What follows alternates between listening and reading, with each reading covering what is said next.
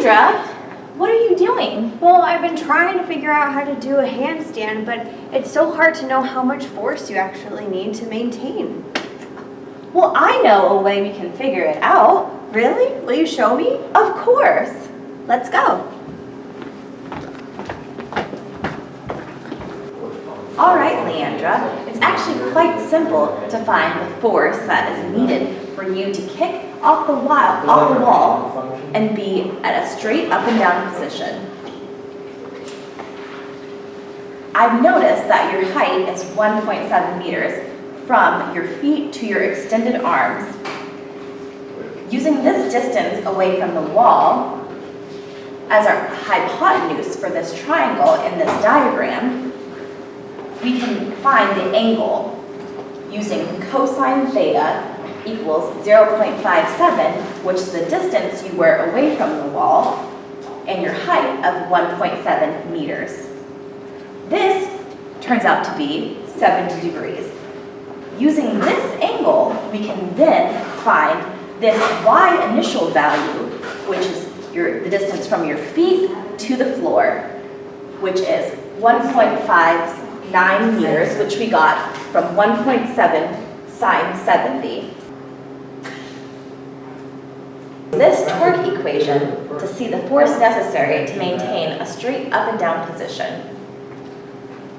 This equation is the moment of inertia times the angular acceleration. To find the moment of inertia, we use this equation of 1/3 times your mass times the moment arm. As you can see here, we have plugged in the equation. 1/3 times 55.4 kilograms, which is your mass, times 1.7 meters squared, which is your moment arm. We have then found that this is equal to 53.4. Now we're going to find alpha. If you'll follow me this way, as we can see in this equation, alpha is equal to omega minus omega naught over t. However, we do not have omega, but we do know that omega naught is 0. We have this equation though, which is velocity equals omega times the moment arm. In order to find this velocity, I think it's best that we use a conservation of energy equation. We know that conservation of energy is kinetic initial energy plus potential initial energy equals kinetic final energy plus potential final energy. But we know that kinetic initial is 0 and that potential initial or final is 0. So we can break it down to just potential initial energy is equal to kinetic final energy. Potential initial energy is equal to mass times gravity times y. Kinetic final energy is equal to 1/2 mv squared. If we set these equal to each other and solve for v, we get square root of 2gy. When we plug the numbers into this equation, if you'll follow the arrow, we get 1.4 meters per second.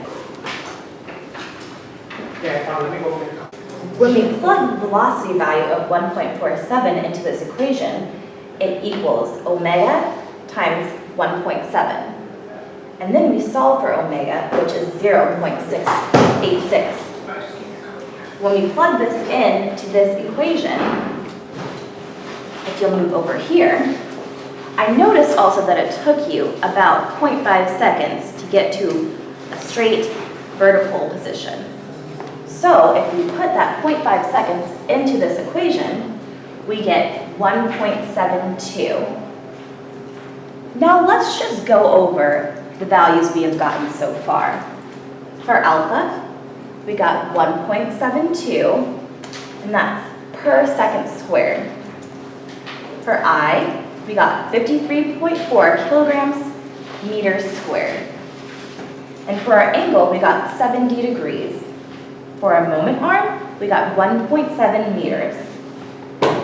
Now to the final stages. Torque is also equal to the force times the moment arm sine theta. So if we put both of the equations we know equal to each other, we get this equation once we have solved for F. Next, we plug in all the values that we have found, and we end up with 575 newtons. That's how much force it should take you to get to a straight vertical position in your handstand. I get it. Now let's try it.